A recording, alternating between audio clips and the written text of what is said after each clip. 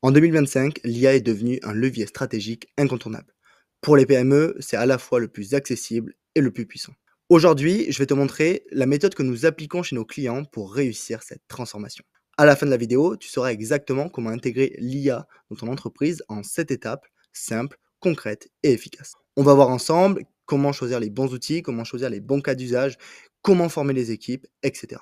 Et reste bien jusqu'à la fin de la vidéo car je vais te montrer l'erreur numéro 1 qui est commise par plein de PME et qui leur fait échouer leur projet IA. Pour commencer, la première étape, c'est donc de définir les objectifs stratégiques. Avant même de parler IA ou d'outils, il faut toujours commencer par la stratégie. Une intégration IA réussie, elle ne va pas commencer par quelle techno on utilise, mais par quel résultat on veut obtenir. Chez Stratia, c'est notre manta. On ne met jamais de l'IA pour mettre de l'IA. On ne met pas de la technologie pour de la technologie. Il faut toujours que ça réponde à un vrai besoin métier, à un vrai besoin business. Ça va être la différence entre automatiser par effet de mode et automatiser pour créer un vrai impact business. C'est pour ça qu'on a une méthode qui est assez simple que vous allez pouvoir appliquer. Vous allez devoir commencer par lister vos priorités actuelles, que ce soit de la croissance, augmenter le chiffre d'affaires, améliorer le taux de conversion, que ce soit de la rentabilité, réduire les coûts, gagner du temps, de l'expérience client, améliorer la satisfaction, réduire les délais de réponse ou encore des processus internes comme réduire les erreurs ou optimiser les flux. Ce que vous allez aussi faire, c'est ensuite du coup sélectionner 1 à 3 objectifs maximum pour démarrer. Pourquoi 1 à 3 maximum? Parce que si vous avez trop d'objectifs, vous allez vous disperser et donc vous échouer. C'est pour ça que c'est très important de se prioriser sur quelques objectifs et ensuite, vous pourrez du coup mettre en place des initiatives. Ces objectifs, il va aussi falloir les formuler de manière mesurable. À chaque fois, un chiffre, un délai. C'est ce qu'on appelle notamment des SMART objectifs, donc spécifiques, mesurables, atteignables, réalistes et avec un délai. C'est un concept qui est très connu notamment en école de management et ça vous permet de les formuler de manière concrète et de manière atteignable. Comme ça, vous saurez exactement c'est quoi votre but avec l'IA. Ici, je vous ai donné des exemples concrets d'objectifs qu'on a pu avoir avec certains clients. Passer le temps de réponse client de 6 heures à 45 minutes en 3 mois, réduire le temps de traitement des devis de 30 minutes à 8 minutes d'ici 90 jours, ou encore augmenter le taux de conversion e-commerce de 2,1% à 2,7% en 6 mois. Une erreur classique qui est souvent commise dans cette partie-là, c'est de vouloir mettre de l'IA partout dès le départ. En fait, ça, c'est la meilleure façon de se disperser et en plus de démotiver vos équipes. C'est pour ça qu'on va toujours nous prioriser des objectifs. Une fois que ces objectifs sont priorisés, on va pouvoir passer à la deuxième étape, qui est donc de cartographier les processus. Là, vous allez commencer par imaginer que votre entreprise, c'est une carte. Sur cette carte, il y a des autoroutes où tout circule vite. Et parfois, des bouchons monstres qui vont tout bloquer.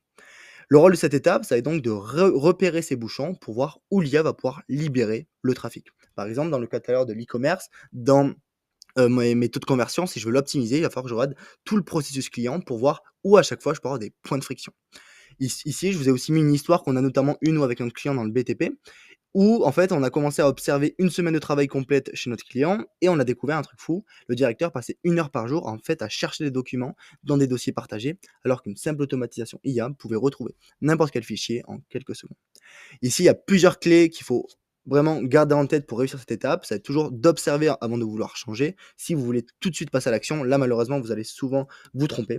Il va falloir aussi noter les tâches qui vont prendre du temps, qui vont revenir souvent ou qui vont demander beaucoup d'intervention manuelle. Ça, c'est vraiment ici les tâches que vous allez toujours devoir garder en tête. Et enfin, vous allez devoir évaluer si elles génèrent directement du chiffre, améliorent l'expérience client ou réduisent les coûts. Parfois, en fait, vous allez avoir des tâches qui vont vous prendre beaucoup de temps, mais en fait, elles ne servent aucun objectif. Et en fait, elles ne sont pas indispensables. Ça nous est arrivé souvent avec des clients d'avoir des étapes qu'on voulait à la base automatiser. En fait, on s'est rendu compte, ça servait à rien. Donc, au lieu de les automatiser et de perdre du temps en voulant mettre de l'énergie pour les automatiser, il fallait tout simplement les supprimer. C'est pour ça qu'on a une astuce visuelle qu'on aime bien utiliser, c'est qu'on conseille souvent à nos clients de mettre ces tâches sur un tableau blanc avec 2 couleurs. En vert, ce qui marche bien et qu'on va garder, et en rouge, les points de friction où l'IA pourrait intervenir. Et c'est là, des fois, qu'on commence à écrire en vert ou en rouge, et tout donc on voit, en fait, elle sert absolument à rien cette étape, et donc on peut la supprimer. Une fois donc qu'on a cartographié nos processus, on passe à la troisième étape, qui est de sélectionner les bons cas d'usage. Là, on va vraiment commencer à rentrer dans le concret. On va choisir en fait quoi l'IA va faire pour nous. Et la règle ici, elle est plutôt simple. On commence petit, mais on choisit un cas qui a un impact visible rapidement. Pourquoi un impact visible? Parce que dans la majorité des cas, il va falloir que vous vous rassurez vous-même, à vous dire, mais oui, l'IA, elle peut vraiment m'aider dans mon quotidien. Elle peut aider mon business. Et aussi, vous allez pouvoir rassurer vos équipes en montrant que l'IA va être juste en fait une augmentation de leur capacité et pas un remplacement d'eux-mêmes.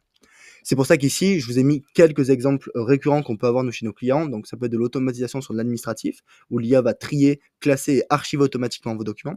Ça peut être de la génération de contenu, c'est aussi quelque chose qui est souvent très apprécié. Ça va être des fiches produits qui peuvent être rédigées en moins de 30 secondes, des textes marketing personnalisés, des emails, etc.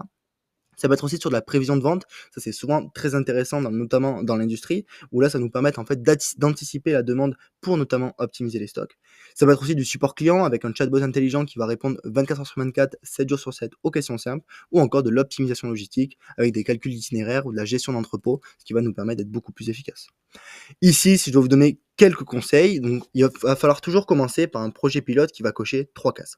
Premièrement, il doit être facile à déployer techniquement, vous ne devez pas passer des heures et des heures, enfin des mois et des mois à le déployer. Il faut qu'il y ait aussi un retour sur investissement qui soit rapide, souvent on dit en moins de 6 mois, comme ça vous fait votre premier projet pilote. Et il faut qu'il ait un impact visible pour l'équipe et pour les clients. Pour les clients, pas forcément, c'est pas essentiel, mais par contre pour les équipes, c'est vraiment essentiel. Il faut qu'ils se rendent compte que l'IA, la première initiative que vous avez mis en place, directement, elle fonctionne. Ici, je vous ai donc mis un exemple concret qu'on a eu. Une PME du bâtiment a commencé par la rédaction automatique de devis et en 3 semaines, c'était déjà en place et en 2 mois, ils avaient déjà gagné 30% de temps et signé beaucoup plus vite. Donc, ils avaient déjà atteint leur retour sur investissement. Une fois donc que vous avez sélectionné vos premiers cas d'usage IA, on va passer à la quatrième partie qui est donc de choisir les bons outils et les bons partenaires. Une fois donc que votre cas d'usage initial est choisi, il va falloir trouver l'outil ou le partenaire qui va pouvoir le concrétiser. Et là, il y a beaucoup de PME qui vont se planter sur cette partie-là. C'est pour ça que je vous ai créé une checklist express que vous allez en fait à chaque fois pouvoir utiliser. Vous avez 3 critères à valider avant de signer. Premièrement, la compatibilité. Ça, c'est vraiment le point numéro 1 qui est souvent négligé par des entreprises qui disent bah, vas-y, c'est bon, on se lance, et en fait, c'est même pas compatible. C'est pour ça qu'il va falloir voir si l'outil peut s'intégrer facilement avec vos systèmes existants, sur vos CRM, vos ERP ou tous les outils internes que vous pouvez avoir. Le deuxième point, ça va être négligé même par des entreprises d'IA qui sont un peu, enfin, qui ont même pas contrôlé ça. Ça va être toute la partie sécurité et RGPD. Donc là, il va falloir vraiment que vous voyez où les données sont hébergées. Il va falloir qu'elles soient hébergées dans un cadre qui est très clair, avec un chiffrement et des contrôles d'accès qui sont aussi maîtrisés. Et le dernier point, ça va être l'évolutivité, pardon, où l'outil doit pouvoir grandir avec vos besoins, pas juste répondre le problème aujourd'hui. Il faut que sur le long terme aussi, quand vous allez changer, que ce soit peu importe quoi, il faut toujours que l'outil soit toujours valable. Ici, il y a donc 2 options qui vont être possibles. Ou vous allez opter pour des solutions clés en main, donc ça va être souvent des solutions qui vont être rapides à déployer, qui vont être parfaites pour un pilote, ou alors partir directement sur du développement sur mesure, mais là ça va être souvent beaucoup plus long, mais ça va être adapté par contre là à 100% à votre métier. Dans les solutions clés en main, malheureusement, vous allez en fait devoir être conforme à l'outil qui est proposé, donc des fois ça peut être 100% personnalisé. Ici, attention, une petite alerte, ne choisissez surtout pas un outil uniquement parce qu'il est à la mode ou parce qu'un concurrent l'utilise. Nous, on a vu des PME, par exemple, on a eu une il y a pas très longtemps qui nous a contacté. Elle avait en fait perdu 3 mois à cause d'un logiciel qui était juste incompatible avec son ERP. Voilà, c'est le point que je vous avais dit au-dessus, mais c'est un point qui est vraiment super important. Gardez vraiment ça en tête. Et une petite astuce aussi que je peux vous donner par rapport au choix des partenaires, c'est vrai que d'aller aussi tester leur réactivité. Par exemple, un truc qui se fait souvent bien, ça va être en fait d'envoyer une question technique avant de signer. Et s'ils répondent vite et clairement, c'est souvent bon signe. C'est qu'ils maîtrisent leur sujet et en plus ils sont réactifs. Sinon, ben là, il va falloir peut-être poser davantage de questions ou voir d'autres partenaires. Une fois donc que vous avez choisi les bons outils et les bons partenaires, on va passer à la cinquième étape qui va être déployer le pilote et mesurer. Là, c'est le moment où on va arrêter de parler et on va mettre les mains dedans. Le pilote, c'est en fait comme une répétition générale où en fait on va tester l'IA dans un coin précis d'entreprise, on va mesurer, on va voir si oui ou non la magie, elle opère. Quand je dis la magie, bien sûr, vous l'avez compris, c'est l'IA. Imaginez par exemple, vous lancez un assistant IA dans votre entreprise de service client, mais uniquement pour traiter les demandes liées aux factures. Vous vous dites, moi mon projet pilote, il sera que là. Pendant un mois, vous allez pouvoir observer combien de temps vous gagnez, combien d'erreurs en moins, vos clients, est-ce qu'ils sont plus satisfaits? Et ça, c'est des mesures qu'il va falloir à tout prix prendre. Si ces mesures ne sont pas prises, en fait, vous allez vous baser sur votre intuition et l'IA, c'est avant tout de la data. Donc, il va falloir vraiment que vous ayez cette data et que vous compreniez quels sont les critères que je dois évaluer pour voir si oui ou non le projet pilote est bon. Les clés pour qu'un projet pilote marche, c'est tout d'abord de cadrer. Moi, je vous propose de notamment le mettre sur un seul service ou process, pas plus. Si vous faites sur tous les services, en fait, vous allez sûrement vous perdre et vous allez voir qu'à des endroits, c'est compatible, à d'autres, ça l'est pas. Donc ça, c'est vraiment un point important. Ensuite, vous allez observer, vous allez collecter les données avant et après pour voir le changement. C'est ce dont on parlait, il y a quelques instants.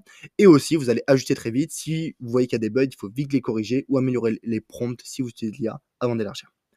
C'est pour ça que je vous ai donc mis aussi une histoire qu'on a eue chez un client dans la logistique. En fait, on a testé l'IA uniquement sur la préparation des commandes express. En 3 semaines, on a vu qu'il y avait 20% de temps gagné, 0 erreur, et l'équipe a demandé d'elle-même à l'étendre à tout l'entrepôt. On a voulu commencer sur une petite partie et une fois qu'on a vu ça fonctionner, on déploie à plus grande échelle. Ici, la phrase clé, c'est que le pilote, c'est votre preuve que l'IA n'est pas juste une idée brillante, mais un investissement rentable. Je le sais, hein, dans beaucoup de chefs d'entreprise, vous pensez que l'IA, pour l'instant, ça ne vous parle pas forcément, c'est pas quelque chose qui vous est propre. En fait, dans la majorité des cas, on voit que l'IA peut vraiment avoir un vrai retour sur investissement et c'est à ça que sert le projet pilote. C'est en fait vous rassurer vos équipes et vous montrer que oui, l'IA peut m'aider dans mon quotidien. Une fois donc qu'on a coché cette étape 5, donc de déployer le pilote et mesurer, on va donc passer à la 6e étape qui est donc de former et accompagner les équipes. C'est ici la partie la plus importante. Sur toutes les étapes, si cette partie ne marche pas, bien sûr les autres étapes sont aussi essentielles, mais c'est vraiment la partie qu'il ne faut pas négliger. Ici, pour être très clair, si vos équipes n'embarquent pas, votre projet IA en fait il est mort. Même si la techno elle est parfaite. S'ils ne s'en servent pas, ça ne sert à rien. L'IA, c'est 20% de technologie, 80% d'adoption humaine. Pour vous donner une petite aide parlante, je me souviens d'un client qui avait un outil qui était incroyable, d'automatisation de devis. Mais une grosse problématique qu'il avait, c'est qu'en fait, personne ne l'utilisait. C'est pour ça qu'il est venu nous voir et en fait, on a vu que personne n'avait expliqué clairement pourquoi on mettait en place cet outil, ni comment il allait les aider au quotidien. Résultat, c'était un rejet total et personne n'utilisait parce que personne ne savait l'utiliser. Alors que l'outil, on l'a ensuite testé, on a vu qu'il était performant, il y avait des modifs à faire qu'on a pu modifier dans le code, mais sinon c'était un super outil. Et en fait, la problématique était juste parce que on les avait pas formés sur l'outil.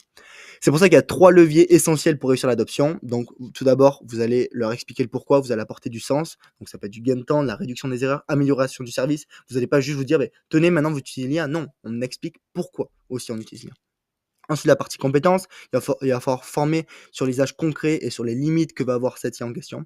Et la confiance, vous allez rassurer, l'IA est un assistant, elle n'est surtout pas un remplaçant. C'est pour ça qu'une méthode rapide, nous aussi, qu'on aime bien mettre en place chez nos clients, c'est de faire des ateliers courts et ciblés, par exemple 30 minutes sur un cas précis, pas une formation théorique de 3 heures où en fait on va expliquer tous les tenants et aboutissants de l'IA alors qu'en fait c'est pas forcément intéressant pour eux. Ce qu'on vous conseille aussi, ça c'est ce qui fonctionne super bien, c'est un petit hack, c'est de nommer un champion IA par service. C'est en fait quelqu'un qui va maîtriser l'outil et qui va ensuite du coup pouvoir aider ses collègues. Et aussi, on va vous inviter souvent à aller célébrer vos quick wins. Donc dès la première semaine, pour créer de l'enthousiasme, les quick wins, on en a déjà parlé, ça va être voilà, vos petites victoires au quotidien qui vont montrer à vos collaborateurs que oui, l'IA fonctionne et on va pouvoir du coup la déployer à plus grande échelle. Une phrase clé du coup aussi qu'on aime bien mettre en avant et qui ça serait intéressant si vous pouvez la retenir, c'est une IA qui fonctionne mais que personne n'utilise, c'est juste un gadget cher. Une IA adoptée par vos équipes, c'est un levier de croissance et ça, c'est vraiment la réalité. Une fois donc que les équipes sont formées, là, on va pouvoir passer à la dernière étape, passer à l'échelle. Si le pilote est donc un succès et que vos équipes sont à l'aise, c'est vraiment le moment d'accélérer. L'objectif ici, ça va être de transformer une petite victoire en un vrai levier stratégique pour toute l'entreprise. Imaginez, l'IA n'est plus un outil isolé, ça va être une couche invisible qui va optimiser chaque service, du marketing à la logistique, du service client à la finance. C'est pour ça qu'une fois que le pilote est prouvé et on a bien vu qu'il y avait des vrais avantages à l'utiliser, ce sera beaucoup plus simple de faire intégrer l'IA à toute entreprise. Ici, pour donner un petit plan concret en 3 étapes. Premièrement, élargir. Vous allez pouvoir étendre la solution aux autres services ou processus prioritaires qui pourraient avoir besoin du même outil. Je sais pas, par exemple, si vous avez un chatbot d'onboarding qui vous permet, dès que vous avez des nouveaux employés, de leur fournir plein d'informations et comme ça, vous n'avez pas à mettre plein de managers sur le coup. Mais là, ensuite, vous allez par exemple au début le mettre que dans la cellule marketing et dès que vous voyez que ça fonctionne, qu'il y a une vraie valeur ajoutée, on le déploie à toute l'entreprise. Ensuite, il va falloir structurer. Vous allez devoir mettre en place des rituels de suivi, des tableaux de bord, des indicateurs clés, des points d'avancement mensuels pour voir si oui ou non c'est bien structuré et si oui ou non tout est bien en place et il y a une vraie valeur pour tous les différents secteurs. Et le dernier point, l'amélioration en continu. Je vous l'ai dit, hein, l'IA ça évolue super vite, donc il va falloir tester régulièrement de nouvelles fonctionnalités ou de nouveaux modèles et c'est notamment souvent là où il faut être accompagné. Un exemple concret, une PME industrielle, par exemple, a commencé par un chatbot pour le support client. En un an, elle avait automatisé aussi la gestion des stocks, la prévision des ventes et la génération des devis, tout en gardant ses équipes aux commandes. Et c'est même les équipes qui avaient demandé. Nous, c'est un cas qu'on avait connu, enfin mes associés avaient connu dans une précédente boîte. Donc, enfin voilà, c'est typiquement le style d'exemple qui va être aussi super intéressant. Vous l'avez compris, on vient de voir ensemble les 7 étapes pour intégrer l'IA dans votre PME. Donc rapidement, on commence toujours par définir nos objectifs stratégiques, ensuite cartographier les processus. Vous voyez, enfin, maintenant que vous connaissez les 7 étapes, vous voyez à quel point chaque étape est super importante. Une fois qu'on a cartographié les processus, on va pouvoir sélectionner les cas d'usage IA. On va ensuite choisir les bons outils et ou les partenaires, déployer un pilote et mesurer, former et accompagner vos équipes, là l'étape la plus importante, et ensuite passer à l'échelle. Souvenez-vous, l'IA n'est pas une baguette magique, c'est un levier puissant si on l'aligne sur vos objectifs et qu'on embarque vos équipes. L'erreur numéro 1 à éviter, c'est de vouloir tout transformer d'un coup. Commencez petit, prouver la valeur et étendre ensuite. La majorité, nous, des PME qu'on a vu échouer et entre guillemets pas exploser en plein vol, mais pas loin parce qu'elles ont perdu beaucoup d'argent, c'est en fait des PME qui se sont dit: «Bah, là, c'est bon. Moi, l'IA, elle est arrivée, j'en ai entendu parler un peu partout, on va en mettre partout». Et en fait, ils ont aucune mesure, il y a aucune data, ce qui fait qu'au final, ils coulent en fait sous l'IA et ils ne savent même plus par où commencer, par quoi passer parce que, il y a tout qui est en place, les gens il y a pas de gouvernance, les gens utilisent à plein de différents endroits l'IA. Donc vous voyez, enfin, il y a une vraie problématique si vous, voulez tout transformer d'un coup. C'est pour ça qu'il faut y aller progressivement, un pilote, ensuite on peut élargir et dans la majorité des cas, si vous êtes une entreprise, c'est pas votre cœur de métier, donc faut se faire accompagner. Il y a des entreprises qui sont spécialisées dans ça et je pense que la plus grande valeur, elle est dans ça. Donc voilà, on arrive maintenant à la fin de cette vidéo. J'espère qu'elle vous a plu. C'était une vidéo voilà, j'ai voulu faire sans cut, faire quelque chose de plus naturel avec le document. Le document, vous pouvez le télécharger dans la description. Il y a un lien où il y a juste à rentrer votre adresse email et vous pouvez télécharger le document. Comme ça, vous l'avez et même vous pouvez annoter dessus, etc. Il n'y a aucun souci. Il vous suffira juste de faire une petite copie. Et n'hésitez pas aussi à venir directement vers moi si vous voulez qu'on échange à propos voilà, d'une étape qui n'est pas forcément claire pour vous. Ce sera avec plaisir pour vous aider. Voilà, on sait que c'est des notions qui sont assez récentes, donc il n'y a aucun problème si on peut échanger ensemble sur toutes ces différentes initiatives, ça sera avec grand plaisir. Et n'hésitez pas aussi à liker cette vidéo si elle vous a plu, à mettre un petit commentaire si vous avez des remarques. On est toujours voilà, preneur de remarques sur ces différents points, même si vous voulez partager un peu votre expérience, ça sera avec un grand plaisir et même on pourra essayer d'interagir ensemble. Donc voilà, je vous souhaite en tout cas une très bonne fin de journée et on se dit à la prochaine vidéo.